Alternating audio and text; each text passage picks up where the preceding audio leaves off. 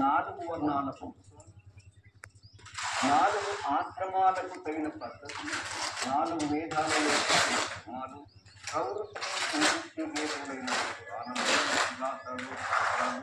వైరాగ్య విజ్ఞానములు మొదలైనవి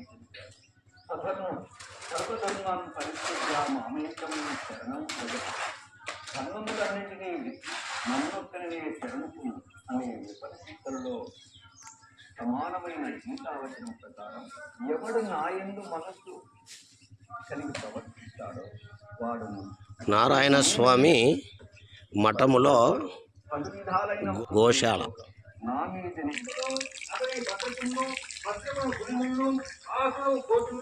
వారికి వసంతులు అతనికి భాగవతులు వారికి దేవపూజలు ఈ దుమ్ములు అదుములు రాజవంతుల కథ ఆయనకు ఉపయోగితులయ్యారు అంత మీద తుంగతో జన్యాతులైన దేవపూజని అమ్మా మీది ఏ ఊరమ్మా?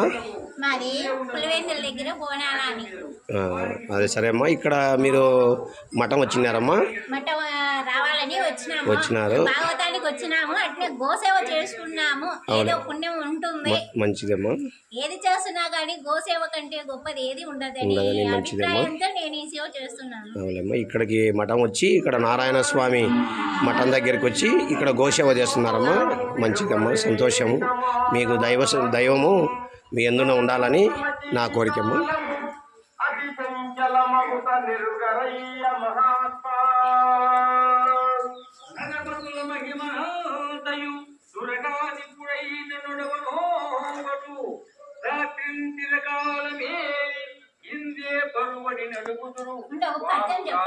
చెప్పు.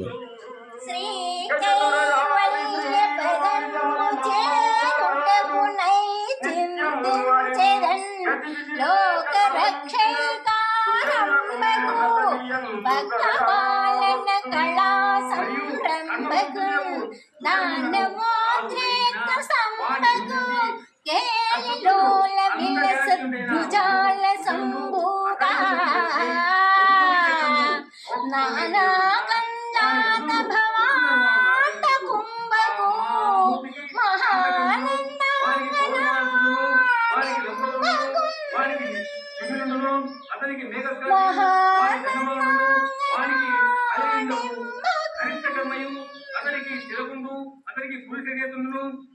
థ్యాంక్స్ అమ్మా, బాగా చెప్పినాము, పద్యము మంచిగా చెప్పినావమ్మా. నీకు ఇది ప్రతి వారికి అబ్బాలంటే అందరికీ అబ్బదమ్మా.